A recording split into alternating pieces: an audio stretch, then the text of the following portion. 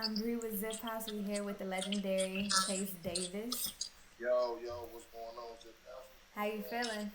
I'm cooling, man. Just wrapping up this Herbo Deluxe Mm-hmm. PTSD. You know what I'm saying? Just Mm-hmm. wrapped up this single with him and Lil Uzi for the drop. Oh, snap. Yeah, I got some stuff on the way. Yeah, so what was the process with that? We know that you did the previous PTSD track. What was the process? Well, the process was first and foremost make sure that we keep the sound the same. You know what I mean? So we didn't want to change the sound Mm-hmm. or whatever. So like a lot of people don't know, I was like in development of the first half of PTSD. You know what I'm saying? Let alone I only had one track on there, but still I was there during the recording process. So we wanted to make sure that we kept it the same sound. So that's the main focus we went in on first, and then we didn't want to change too much of the producers and add too many features and all of that. So we kind of Yeah. kept everything the same. The same people that was on the PTSD is on the PTSD Deluxe. Mm-hmm. Only add on is Uzi, but the process was just the same. We got us a place. You know what I'm saying? We made us a studio house, and we just worked and started working and kept working and working and working until we was like, all right, we done. So when they're trying to curate like the proper producer for the sound, what was it about you that made him choose that we need to have Chase Davis on the Herbo PTSD album because it was Well, so big? with me and her's relationship is due to the fact that I've always been around with him since Mm-hmm. the beginning. So I like know his sound. You know what I mean? It's like I'm kind of like a go-to guy. If you look previously on all his other projects, I'm always around on his projects. You know what I mean? So I pretty much know his overall core sound. So Right. that's why he came to me, because he know I know his sound. Right, and you can put it together. Exactly. So you're known as the 808 god. Nah, Everybody know. Drop that. yeah, How did that happen? I wouldn't say God or whatever. I just play my part, and I just want to stand out. You know what I mean? Yeah. So like, I just make sure. The reason why they would quote unquote call me that is because of my drums and my drum patterns and the way I execute my bass or whatever. So Yeah. I just want to keep it that way. That's How my did sound. you develop your formula? Like, what was your start into getting into watching, music? watching other greats and studying. You know what I mean? And add my own touch to it, and traveling with the times and going along with the times. So I didn't want to per se. You don't want to have your sound. What is the word I'm looking for? You want your sound to evolve as you grow. You know what I mean? So you got to grow with the time. So that's where I stand out at with my music. So who would you say your influences are? 3-6 Mafia, Shorty Red, Zaytoven. Yeah. That particular sound, Wu-Tang, the DJPremier, the RZAs, and all of those guys. Yeah. It's like a melting pot. You know what I mean? It's like Yeah. gumbo. I mean, I got like everything. Do you find it easier to take those and create a new sound in Chicago? Yeah, definitely, because it was an open window at a point in time. You know what I'm saying? When we all came out, when ChiefKeef, shout out to ChiefKeef and YoungChop. You know what I'm saying, for opening those doors for our generation to shine in Chicago. I just wanted to play my part and create something different and something new from my point of view in my music. So that's where I stood at in the Chicago sound. So what was your start? How did you start making music? Fucking around with like video games, and they had like this shit you can make beats on like the PS2 and 3 and shit like that. And I started off like that, and then my homies was rapping in the hood, and I seen that they had like some shit on the computer, so I went and put FL on my computer, and I started making beats. Like, shout out to Parquet and Bump J, you know what I'm saying, for like bringing me in with the Goon Squad at an early age. Like, that's what kind of like helped my sound. Right. Dealing with Bump J and Parquet in the early years of Chicago, the early years of my career, and guys to come after me. It was if it wasn't for those two, then I wouldn't. You know what I mean? Yeah. Where I'm at today. So when you have people who pick you on and like take you on as a producer, does it validate the talent that you know that you have, or do you feel like it's an enhancement at all? It validates, it lets me know that my sound is being heard, and as a producer, you always want to be requested to work. You want to be called upon to do a project with someone that lets you know that ensures your sound. Like, okay, I got sound, people need it, I'm doing something good. You know what I mean? And to all producers out there, just make sure you have a sound, and really at the end of the day, to create a sound, you have to have an artist. Right. You have to start off with an artist. Like, producers can't do it by themselves, and the artist can't do it by himself. Like, it's a marriage. You feel me? So it's like you have to find you an artist to create your sound. So, and another reason why the world knows me is because of the Lil Mouse and what is the dedication for with LilWayne and the GetSmoked. You know what I mean? Like that's a prime example of what I'm saying. You know me because of an artist, and we created a sound together. So, like, that's how that works. So knowing that you've worked with many artists, and I'm gonna ask you to name drop for the people who don't know, what do you think was the most monumental experience as a creative, being in these different types of rooms? Because the artists do vary in sound and delivery. Well, for me, it was like bucket list things to check off my list, like to work with 3 6 Mafia, Juicy J. Like, that was a bucket list for me. That was a monumental moment for me. Like, wow, I'm in the studio with Juicy J. I'm cooking up for him, and he listening to my opinion on a song. And I went years listening to these guys, and now I'm in the studio with him and showing him my work, and he's open to my suggestions. Right. So that was a monumental moment. Having LilWayne call your phone. Yeah, that's wild. Like, that's wild. You know what I'm saying? Like, having LilWayne call out and ask for you and your homie, like, he wants to get on our record. Yeah. Like, that's still history to me. That's Wayne's the GOAT for sure. Yeah, for sure. Like, I don't care what nobody say. Our generation, Wayne is the GOAT for our generation. Yeah, 100%. So, yeah, that was monumental for Big Toon. Shout out to Tunchi, man, for reaching out for that dedication for. Yeah. That was a checklist. I checked that off my list because that's definitely one of the main artists I always wanted to work with. Right. I feel like that should be on everybody's checklist, if I'm honest. If you call yourself a rapper or a producer. If you ain't got LilWayne on your checklist to work with, then I don't know. Your priorities are low. Your priorities is off. Yeah. Do you find it easier to get people to recognize you because you have those kind of names, or do you find it getting a little lost in the new age of production, where it seems like now the producers are now paying artists to get on the track versus it used to be the other way around? Because the reason why the game is so messed up is because of cloud chasing. You know what I mean? So it's like, I come from an era where it's your work speaks for itself. Henceforth, people reaching out to you, so to be, like I said earlier, to be requested is the best thing for a producer. You always want to be requested, because if you don't, like, you'll feel like you in a tunnel and you in a rut if you don't get requested. Like, what am I doing wrong? I'm doing something wrong. Nobody's checking for me or nothing. And it's not even that. It's just timing. It's a lot of things. It's about timing. You can't force anything, you know what I mean? So it's like, just keep working, just keep going and keep grinding and set goals for yourself and accomplish those goals. Don't get worried in the world around you with the social media and the internet and this other producer, oh, he got placements and I ain't got no placements over there. Don't worry about that. Just keep going and focus hard and really, really, really find you an artist to push. That's the main thing.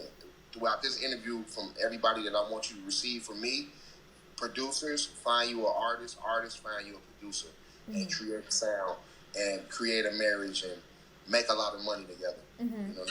That's it. Everybody else, because if you have an artist, if a producer has an artist and an artist has a producer, they create a sound. They blow up. Now the next guy want to sound like you two. Exactly. You know what I'm saying? So they're gonna come to you. That's the only reason why the world even comes to me for my sound, is because they want to sound like what I produced. Right. With the artists that I produced with. Right, they want the same cadence. Exactly. They want the same cadence. They want the same bounce. They want the same beat. Like, I want to sound like dude. You know what I mean? So, right. Like, you have to have an artist, and artists, you have to have a producer. Right. Simple. So we can see, if we follow anything that you do on social media, that you are always in the studio. You are always working. So what are you doing in your lifestyle to keep you so grounded? Because people be wanting things, but they don't work as, can't work at it as much as you do. So you can clearly see that there's a passion that you have. Well, I try to create my environment. Even my fun environments, I always want it to be a workplace. Mm-hmm. So, say for instance, we just kicking it. I have my studio is portable, right. So I could pull my stuff right out my bag and just get to working. If we vibing, like say for instance, we just in the house chilling, and it's all the guys, and we doing what we do in the house.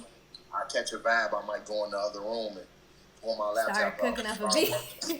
Yeah, because nothing should stop you. No matter what time of the day, where you at, nothing. I don't care if you're on a flight, if you on your way to go somewhere, if you got that little spare time to pull your laptop out and get it going, go ahead. I got a few ideas. You know what I mean? Stay working to keep yourself always remain hungry. No matter how much money, how successful you become in your field, stay hungry. No matter what, keep that same hunger that you had when you had just $20 in your pocket. Right. You know? Keep the same hunger when you got $20,000 in your pocket. $20,000 in each pocket. You keep the same. You're like, I still only got $2. I still got to keep going. Exactly. You keep the same energy. I act like I never had a placement. That's why I'm always working, because I don't look at like me and Herbo was talking a couple of days ago. He said, people like us, we don't look back in the past of the things that we did. We just want to keep going and getting goals accomplished. You know what I'm saying? I'm not thinking about the stuff I did with LilWayne or Lil Mouse or Juicy J. I did that already. I want to do something else. I want to keep going and keep going and keep going until I'm dead and gone. And my work will live on. Live on and be a legacy. Exactly. The infinite I work sound. for my legacy. Yeah. That is remarkable, because I feel like a lot of people just want, but they don't always do what they need to do to get it. And a lot of it, practice makes perfect, and just continuously making something consistent that an audience can follow, because they will always expect it out of you. True. So that's... Master, I mean to cut you off. To be a master at something, you must take 10,000 hours at it. You know what I mean? Yeah. So that's just to be a master. And master is just entry level. You know what I mean? So imagine the hours you have to put in to be great. How many hours do you think you've put in thus far?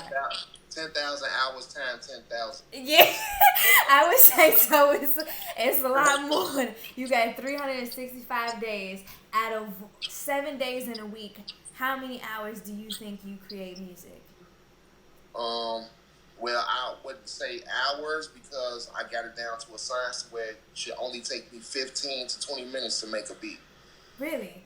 Yeah. So if you guys want to catch an on-screen live show, I might go ahead and do that for ziphaus and do an on-screen. Yeah, let us get that. Cooking up. Yeah, but it should take me 15 to 20 minutes tops to produce a song. Especially this day and age when you collab with other guys. Yeah.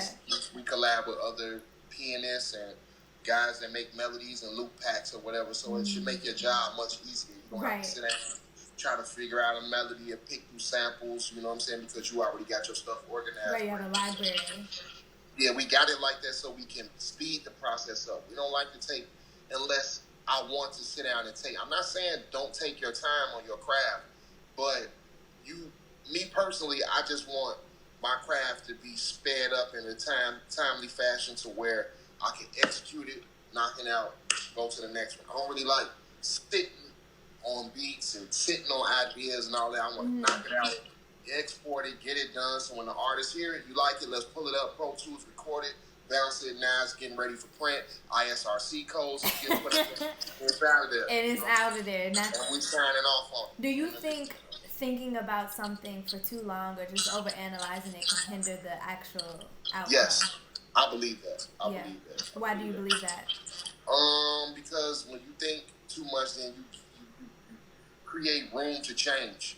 And sometimes things don't need to be changed. Sometimes things just need to stay the way it is. You know what I mean? Like, if you sit around and, oh, this hi-hat is too sharp. Let me change this around or whatever. Like, to all my students out there that has taken Adderall before, like, and it makes you steady going over this same equation over and over again. Like, no. Like, knock it out, move on, because you stay focusing on this and you're losing hours out of the day focusing on this one thing. Like, people teach the class, don't focus on this problem. If you don't know the answer to this one, answer the ones you know and then go back to it. Exactly.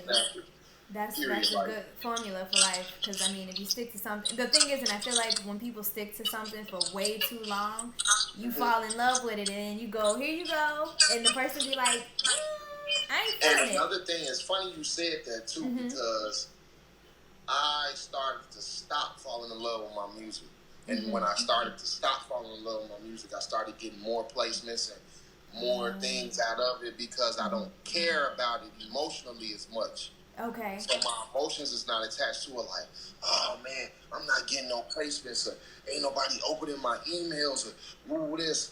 I stopped caring about that, and the moment I stopped caring about it is when all of the placements started coming. Because I just don't have my energy in caring about it. My energy is in other places. Right. So, like, I'm really on autopilot when I produce and make my music. Like, this is like muscle memory for me to just make music. I get up, I can do this in my sleep. I get up, make 10 beats, 5 to 10 beats, close it out for the day. I might come back and make another 5. That's 15 beats. If I make another 10, that's 20 beats in a day.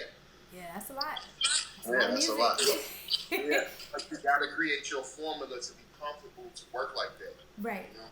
So how long did it take you to finally, or at least finalize your formula if it's done? I say about 7 years. 7 years? For me personally. Some producers, they may get it faster. I'll say it's 7 years because I was confident in my sound. By the 7th year, I believed. By that time, I was like, yeah, I liked it. See, it would be like the GetSmoked record. Nobody knows I hated that beat. I never liked that beat. That beat was garbage to me. I didn't like it at all. Like, so, but now I'm at a point where I produce, I'm not going to finish producing it if I don't like it. Okay. Like, now I got to the point in my mind to like pretty much 95% of the stuff that I produce. I've gotten to the point to where I could like it and also not fall in love with it, like it, finish it, and keep it going. You know what I mean? Do you find yourself, when you have the artist in the booth that may not be familiar with the exact Taste 808 formula, and they try to maybe move tracks around or move the way a beat goes, do you find yourself being agitated by it or open to changing or rearranging? Well, the only way you would be agitated by it is going back to that statement you said earlier about falling in love with it. I don't fall in love with it because I know that it's a work of art that might need to be changed. So I don't have my emotions attached to it to where I don't move that around. Now I know if it's a particular sound that's giving the beat this what you like, don't change that per se, but I'm open to ideas with artists changing things around. You know what I mean? Right. I don't have no problem with that. Hold on. No problem. Yeah, I have no problem with artists and or other producers that collab with me to change things around. I have no problem with that. Okay. When people, when you have people who are signed to like major labels versus more independent artists, do you find is there a route that you need to take to make sure that your music is protected? Because you commonly hear producers getting their melody snatched during a review. You know what I'm saying? Like when you go to present a beat to someone and they hear it, and then they got their other super producers in there who can understand the timing of your patterns. How do you protect yourself in those situations? Well, speaking from someone who's had that happen to them, like their ideas stolen from them, and this happened early on in my career, copyright your music, man. Work off real programs. Don't work off pirated programs, because if you own the program, it automatically copyrights for you when you own it. If you own a copy of FL Studios, it's an automatic copyright in the system because your name is on the ownership of the program that it was produced on. So That's one thing that can help you. But copyright, Mm-hmm. copyright your sound, copyright your music. You don't have to worry about that. When you send out beats to guys, if you don't have a relationship or rapport with those people, I suggest, even if you did, I suggest copyright your music. You won't have to worry about it. Right. That's a good and important thing. And the other thing is that you commonly hear people say is, say, I like a Chase Davis beat. I'm going to YouTube, find that MP3. I'm going to just rap off of it and put it out. How do you suggest other producers eliminate that from happening? Well, at the end of the day, if you have your music via social media, via social DSPs like YouTube or Daily Motion or whatever you have your music on, you can't prevent someone from downloading it, from stealing the copy of the song by just like convert to MP3. You can't stop that. So, but what you can do is stop them from putting it out on any DSP like Spotify or iTunes. You can put a cease and desist. If your business is in order and you have a lawyer and you have your team, you can just put a cease and desist with the artist if they never paid you. Or you can let the song blow up and then you can own half of the song. Right, you can let it blow the up. Whole song. Because if you don't do producer decks and producer agreements with the producer, then automatically the producer owns 100% of the song. Just like if you recorded a record with a studio and you never paid him for the studio time, the guy who owns the studio owns the masters to the song. That's rule 101. Wow, I didn't know that. Yeah, like people, okay, you were an artist. You recorded a session with me and your label didn't pay me. And I've been reaching out, trying to receive my payment. You never paid me. I own the masters to the song. Now it's up to me to take it into a court of law or I just let it slip past. That's up to the person. But technically by law, you own 100% of the record. Period, point blank. So if you artists pay for your work so you can have ownership of your work. You don't pay for it, you won't have ownership of the record. It's just that simple. That's rule 101. You guys need to read Donald Passman's books, man. Look up Donald Passman. All you need to know about the music business, man. That's the title of it? All you need to know about the music business? Okay. Yeah. I think ziphaus will be popping it up on the screen. Yeah, I'm popping it up somewhere so they can see it. Good stuff. I mean, that's a lot. That's a lot of information to digest because I feel like the music business is notoriously known to be a little shiesty. And it's technical and it's difficult, and it's still things that I'm learning. You know what I mean? So it's very tedious too. Yeah. You do administrative work. It's very tedious. Yeah. How this is. You got to really read. Yeah. Everything. Really everything. Anytime they say if there's more to click, most likely click that. Click more. For sure. Especially if it's involving music or some kind of third-party publishing or anything like that. That's like rule of thumb. For sure. Lastly, we know you got a lot on your table. We know the PTSD part 2 coming out deluxe. Is there anything else that your fans should be looking forward to? Whether it's we watching you finally live make these beats on screen, like what we looking forward to? Be looking out for me to go live more on other platforms besides Instagram. I'm starting on my Twitch. I'm gonna start on my Twitch channel, and I'm looking for guys and gals to play Call of Duty with. You know what I mean? Yeah. Have a crew. I got ziphaus as my crew. She's playing Call of Duty with me. You know what I'm saying? I got hands with that. So I'm really working on going live on other platforms, like I said previously. Just staying working, man, during this quote unquote pandemic. You know, that's pretty much it for me. Do you think the pandemic has hindered like your process of getting music No, out? actually, the pandemic has worked itself to be great for people like us creators, because you can sit down and create more. We already quarantined anyway. We live our life quarantine anyway because we quarantine ourselves and our work. And when we sit down a long periods of time, so we don't mind sitting down. But for someone to tell you to sit down, it's like, I want to stand now. I want to stand up. Yeah. Facts. But I feel like the pandemic, me personally, helped me actually get to where I'm at. today, right now. I learned a lot. To be more responsible, save more, and just don't let nothing stop your work process, even if it is the end of the world. I'm not going to stop until it's the end. Yeah, like until I see the flame blowing up, there we go. Yeah, then that's when I'm going to close my laptop. Like, I'm going to go ahead and head out. Right. Dope. So this was fun and exciting, and I hope it was informative for everybody who is looking to be involved in music. And even if you want to come get you a premiere beat from Chase Davis exclusive. Basically y'all hit up ziphaus and, hit me up. And if you can't find ziphaus, you can find me. Hit us up. Connect through. So thank you, Chase Davis, and we'll be in tune. Thank you. Shout out y'all. Shout out ziphaus, y'all. All right.